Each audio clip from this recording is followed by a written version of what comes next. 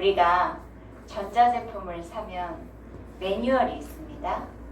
그 매뉴얼을 잘 읽으면 그 제품을 어떻게 사용하여야 되는지 알고 또 유용하게 제품을 쓸 수가 있습니다.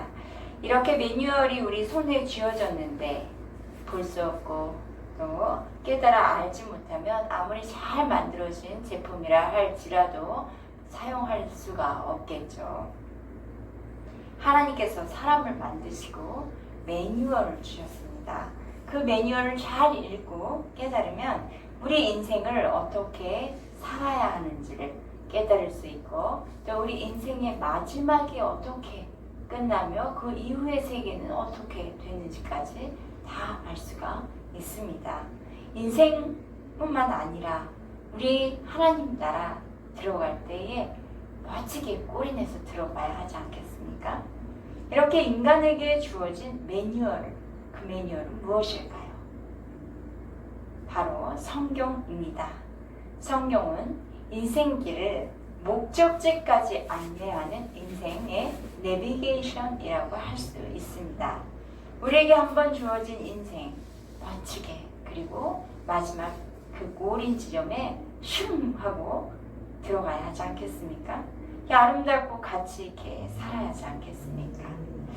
인생 내비게이션인 성경에 담겨있는 하나님의 말씀이 우리 손에 지금 쥐어졌는데도 보지도 못하고 깨닫지도 못한다면 얼마나 억울한 일이 되겠습니까?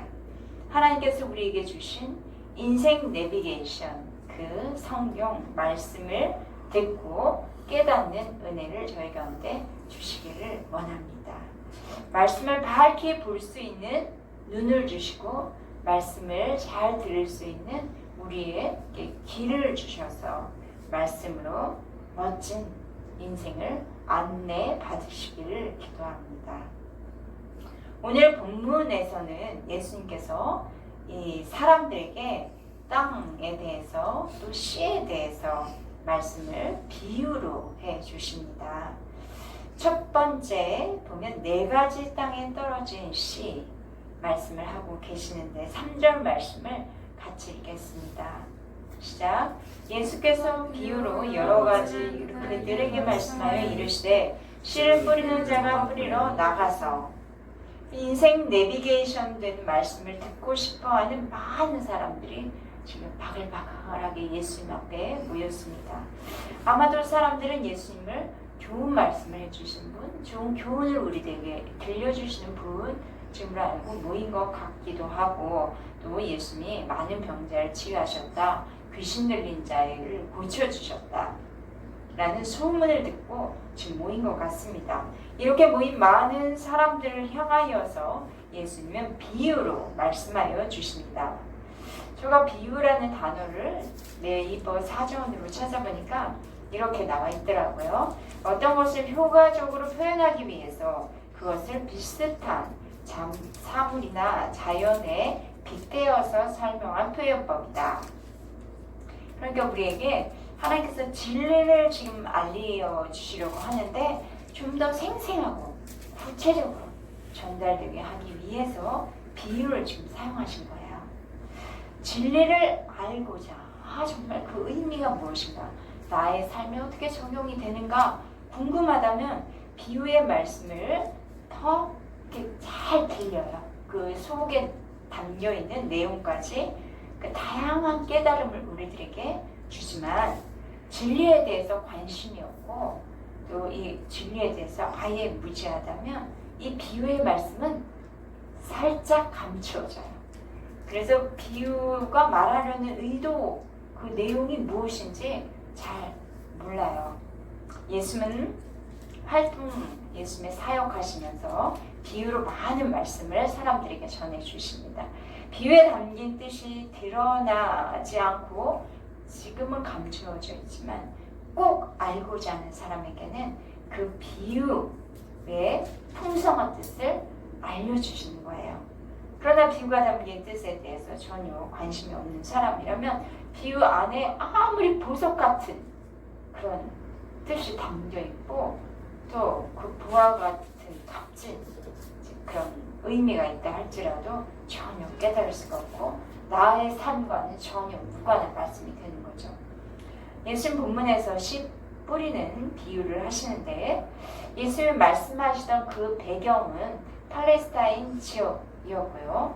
그리고 밭에 씨를 뿌릴 때 이제 이렇게 한 곳을 파서 뿌리기도 하지만 또 한 움큼 씨를 잡고 휘휘 이렇게 훑어 뿌리는 일들이 있었습니다.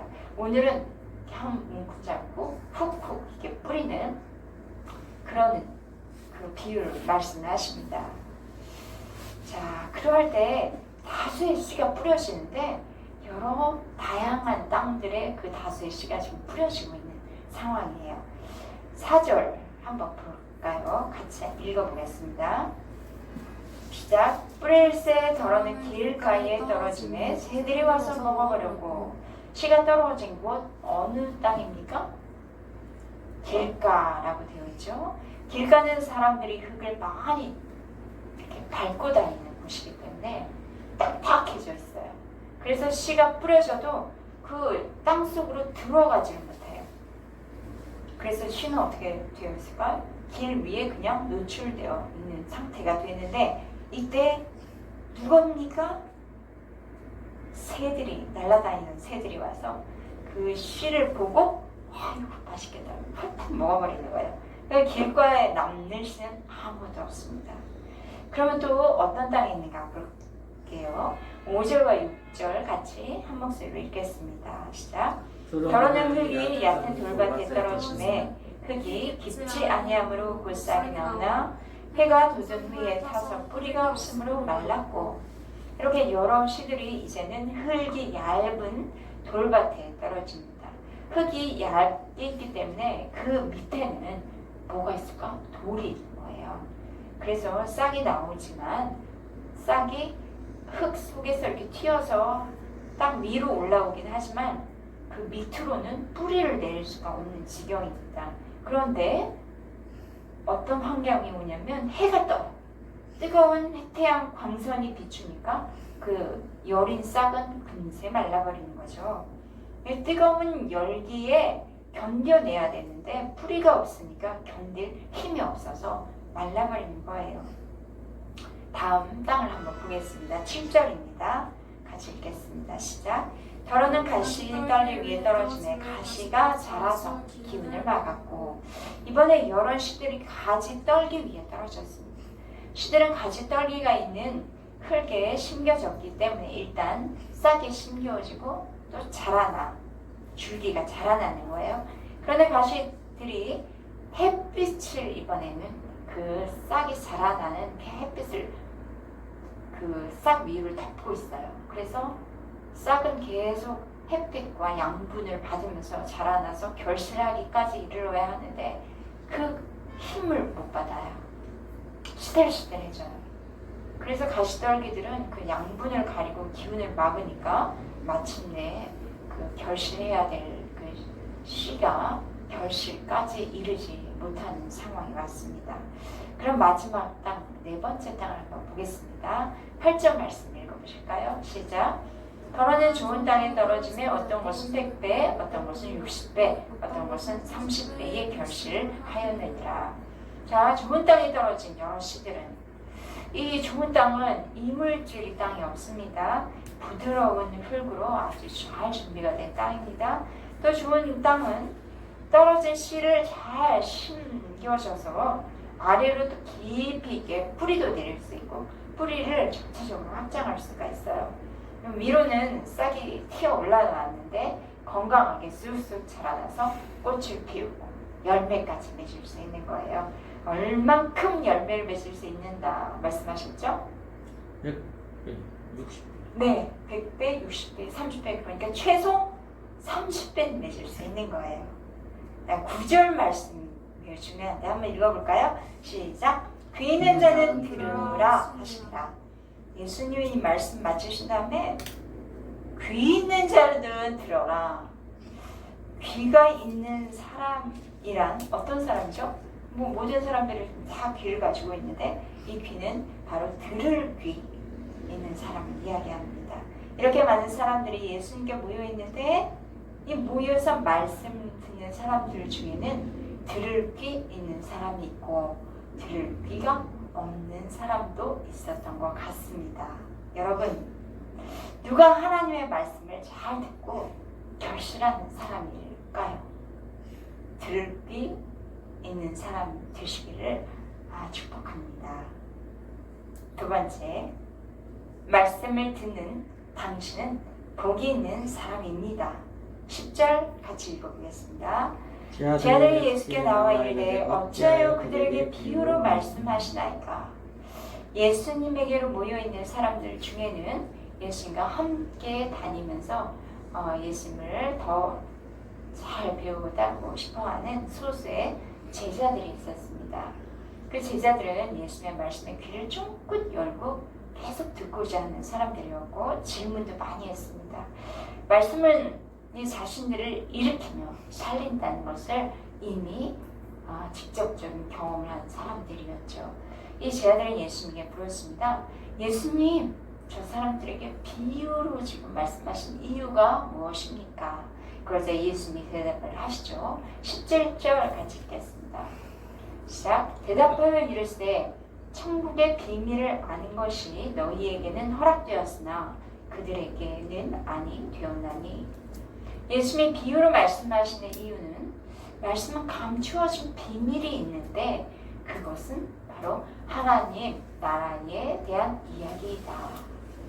하나님 나라에 대한 이야기.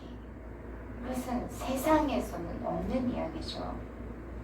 이렇게 우리에게는 보이는 세계, 세상에는 보이는 세계와 보이지 않는 세계가 있는데 이 보이는 세계는 물질 세계이고 보이지 않는 세계는 바로 영적인 세계고 하나님 나라의 세계인 하나님 나라를 이야기합니다. 하나님 나라 눈에 보이는 세계가 아니라 보이지 않아요. 그래서 사람들은 별로 관심을 두지도 않죠. 우리 눈에 보이는 것이 전부라고 여기면서 살기 때문이에요. 그런데 실제 보이는 세계는 우리 눈에 보이는 세계 한 30% 정도이고요. 우리가 살아갈 때 보이지 않는 세계는 70% 정도가 있다고 합니다. 보이지 않는 세계 어떤 게 있을까요? 뭐 우리가 지금 이렇게 구하고 있는 공기도 사실 눈에 보이지 않죠. 또 저 사람의 속생각, 내 안에도 무궁무진한 생각의 세계가 있습니다. 또 지식들도 많은 정보들도 있고 또 사랑, 우리 이 땅에 살아가면서 사랑이라는 것이 매우 중요하지 않습니까? 그것도 보이지 않는 세계, 뭐 미움, 뭐 마음의 욕심 이런 것도 전부 보이지 않는 세계예요. 그리고 가장 중요한 것은 보이지 않는 세계, 하나님 나라에 대한 것이 있습니다. 예수님이 세상에 오신 이유는 바로 이 하나님의 나라를 이 땅 가운데 전해주시기 위해서. 하나님 나라, 예수님께서 말씀하셨죠. 천국이 가까이 왔다. 하나님의 나라의 비밀을 누구나 어려운 것은 아니에요. 누구에게나 쉽게 이해할 수 있도록 주님께서 말씀을 하셨어요. 그런데 누구나 이 쉬운 하나님 나라에 대해서 다 알고 듣고 깨닫지 못한다는 거예요. 어떤 사람은 듣고 깨달아 결실한 사람도 있어요. 그런데 이 아무리 보고 듣고 깨닫지 못하는 사람이 있고 또 듣고 깨닫는 사람의 결실의 차이, 그 이유는 무엇일까요? 12절을 같이 읽어보시겠습니다. 시작. 무릇 있는 자는 받아 넉넉하게 되되 없는 자는 그 있는 것도 빼앗기리라. 이거 보면 경제론, 자본주의 경제론에서 보면 빈익빈 부익부의 말씀을 하신 것 같지 않습니까? 그래서 자칫하면 오해하는 분들이 있을 수 있는데 예수님께서 말씀하신 이유는 하나님과의 관계에서 하나님과 가까이 할수록 하나님이 주시는 은혜를 받기 때문에 더 가까이 하게 되고 그러면 또 은혜를 풍성하게 누리게 된다는 의미입니다. 하나님과 멀어지면 멀어질수록 누리는 은혜가 적어지겠죠. 그러면 우리는 이제 하나님과의 관계 경험이 적어지니까 나태한 신앙생활을 하게 돼서 이미 주셨던 은혜나 그 복도 전부 잊어버리고 까먹게 되는 거예요. 여기 있는 저와 여러분들은 말씀을 사모하여서 예수님께 더 나아가고 또 알고 그 진리를 말씀의 의미를 알고자 하는 사람들이 되기를 바랍니다. 그래서 하나님 나라의 비밀을 넉넉하게 갖고 계시면서 그때그때마다 사용할 수 있는 기쁨을 충만히 누리시기를 기도합니다. 15절 같이 한번 읽어보겠습니다. 시작. 이 백성들의 마음이 완악하여져서 그 귀는 듣기에 둔하고 눈은 감았으나 이는 눈으로 보고 귀로 듣고 마음으로 깨달아 돌이켜 내게 고침을 받을까 두려워함이라 하였느니라. 여기 15절에서 완악하다는 것은 그 의미가 굳었다는 뜻입니다. 말씀이 어려워서 깨닫지 못하는 것이 아니라 우리의 마음이 굳어지면 어떨까요? 말씀을 보고 싶지도 않고 듣고 싶지도 않아요. 그리고 또 말씀을 보면 나는 그냥 잘 살고 있는 것 같은데 말씀 안에는 자꾸 내가 주인이래요. 그러니까 말씀을 듣고 싶지가 않은 거예요. 15절 하반절 보면 고침을 받을까 두려워함이라. 이건 말씀이 내 안에 떨어졌는데 내게 떨어졌는데 회개하고 돌이키고 싶지 않아요. 그래서 그냥 이렇게 나는 있는 모습을 그대로 이렇게 살고 싶다는 것이죠. 우리 16절 같이 읽겠습니다. 그러나 너희 눈은 봄으로 너희 눈은 들음으로 복이 있도다. 완악한 마음에 성령 하나님께서 찾아오신다면 그 마음을 부드럽게 만져주시고 그 부드러운 마음 하나님의 마음을 하나님의 말씀을 귀를 쫑긋하고 듣게 됩니다. 그리고 말씀을 보고자 하는 눈을 갖게 되고 말씀을 들으려 하는 그런 귀를 갖게 됩니다. 이 성령 하나님께서 우리들의 마음을 계속하여서 만져주시기를 기도합니다. 이렇게 저와 여러분의 말씀을 사모하여 들으려 함으로 하나님으로부터는 어떤 칭찬을 받을까요? 참으로 너희는 복이 있다. 그런 칭찬을 해주십니다. 우리 마음이 하나님의 말씀 앞에 늘 겸손해서 하나님이 지금 내게 길을 걸어가거나 잠자기 전에 아침에 일어나서라도 하나님 오늘은 제게 무슨 말씀을 하고 싶으세요? 또 그런 기도하는 마음으로 주님께 귀를 열고 기다리고 있다면 또 성경을 읽는다면 하나님께서 내게 주신 말씀, 오늘의 말씀을 주실 것입니다. 우리 인생 내비게이션의 목적지인 하나님의 나라, 그것도 목적지만이 아니라 지금 이 땅에 우리에게 하나님의 나라가 임하셨죠. 그 말씀들이 우리들의 인생을 붙드시며 인도해 주실 것을 믿습니다. 세 번째, 네 가지 마음밭의 의미를 말씀해 주십니다. 19절 같이 읽겠습니다. 시작. 아무나 천국 말씀을 듣고 깨닫지 못할 때는 악한 자가 와서 그 마음에 뿌려진 것을 빼앗나니 이는 곧 길가에 뿌려진 자요. 예수님은 앞에 4절에서 8절까지 씨 뿌리는 것에 대해서 말씀하셨고 지금은 그것이 그 비유의 의미를 좀 해석해 주고 계십니다. 바로 천국이 열리는 순간입니다. 잘 들어볼까요? 씨를 뿌리는 사람은 하나님이십니다. 또 씨는 무엇일까요? 천국의 말씀입니다. 씨가 뿌려진 땅은 무엇일까요? 사람의 마음입니다. 그것을 마음밭이라고도 표현을 하죠. 길가와 같은 마음은 어때요? 어떤 마음이죠? 단단해요. 그래서 어떤 말씀이 들려도 반응이 없어요. 말씀이 떨어졌는데 마음이 굳어 있으니까 열려서 말씀을 흡수하지 못해요. 그때 누가 나타나요?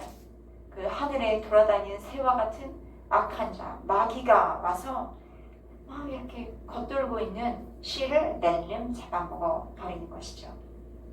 20절과 21절 같이 읽겠습니다. 시작. 돌밭에 뿌려졌다는 것은 말씀을 듣고 즉시 기쁨으로 받되 그 속에 뿌리가 없어 잠시 견디다가 말씀으로 말미암아 환난이나 박해가 일어날 때는 곧 넘어지는 자요. 여기에서 돌이란 무엇일까?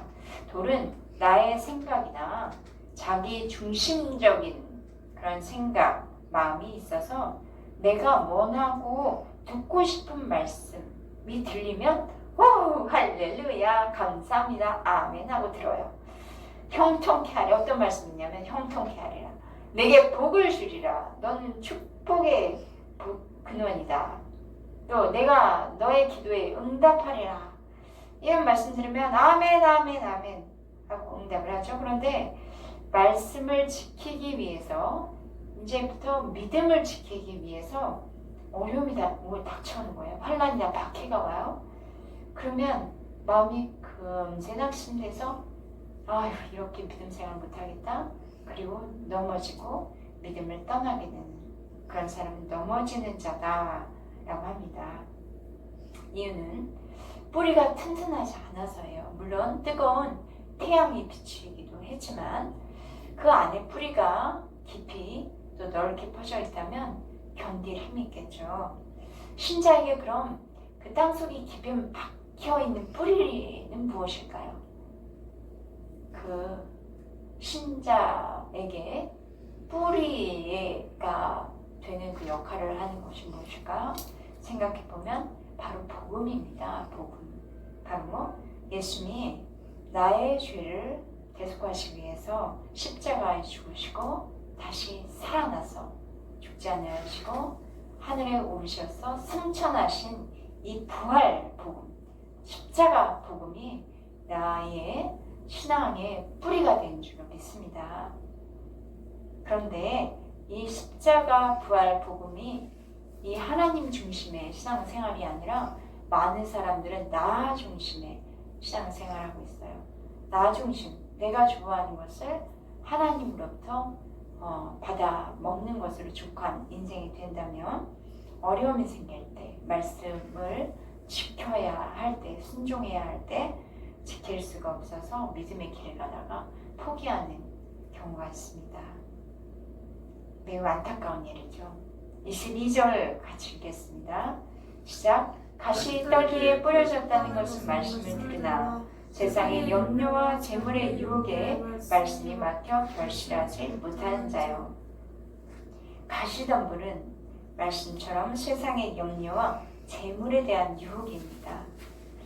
이렇게 근심, 또 탐심 이런 것은 말씀의 기운, 말씀이 자라나는 그 열매를 맺는 기운을 막아버려요.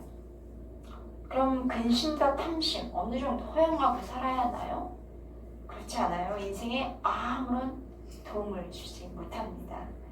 근심과 탐심은 자신의 힘으로 내가 문제를 해결해 보려고 발버둥 치는 것이거든요. 그런데 애를 쓰고 발버둥 치고 에너지를 거기에다 소비한다고 해결이 되나요? 해결되어지지 않습니다. 근심은 백해 무익합니다. 잠언서 17장 22절 보시면 신령의 근심, 마음의 근심은 뼈를 상하게 한다 라고 했습니다. 또 잠언서 15장 13절 보시면 마음의 근심은 심령을 상하게 한다. 그러니까 이런 근심을 마음에 가지고 있을 필요가 없죠. 탐심은 어떤가요? 탐심 가지고 있으면 부자 되나요? 탐심은 모든 죄의 근본이라고 했습니다. 누가복음 12장 15절 말씀 보면 사람의 생명은 소유에 넉넉한데 있지 않다라고 했습니다. 이 탐심과 근심은 하나님의 나라 기쁨과는 거리가 멀어요.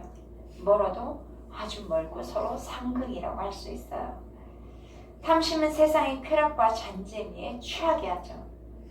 그래서 이것들에 우리의 시간과 열정, 에너지를 전부 소비하게 된다면 하나님을 온전히 의지할 수도 없고, 그러면 또 하나님께서 주시려고 예비하신 그 능력들을 경험할 수도 없고, 하나님이 정말 이 농부가 씨를 뿌리는 이유는 결실을 정말 잘 맺고 싶어서 뿌리는 건데, 그 결실, 예비된 결실조차도 얻을 수가 없습니다.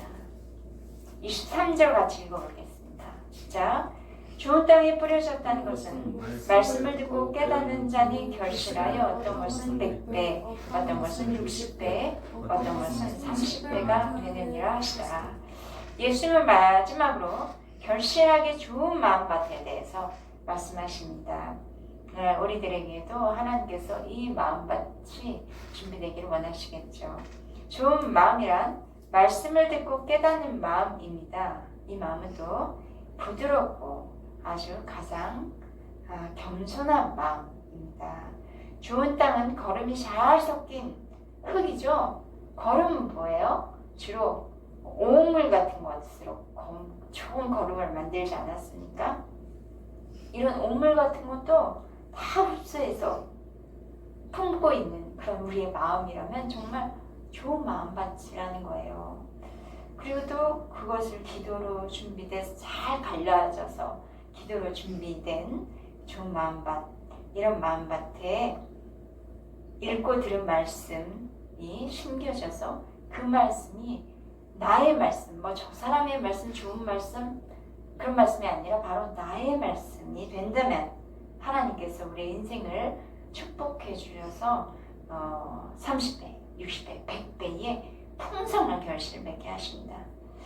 좋은 마음은 말씀을 들었을 때, 그러니까 말씀이 나에게 주신 하나님의 말씀으로 듣고, 또 말씀을 들으면 일단 자신의 죄를 깨닫게 돼요. 그리고 이 죄는 회개해야 되는, 돌이켜야 되는 것이구나 알게 되죠. 그리고 그 회개하고 돌이켰을 때 말씀의 능력이 우리에게 임하게 되겠죠.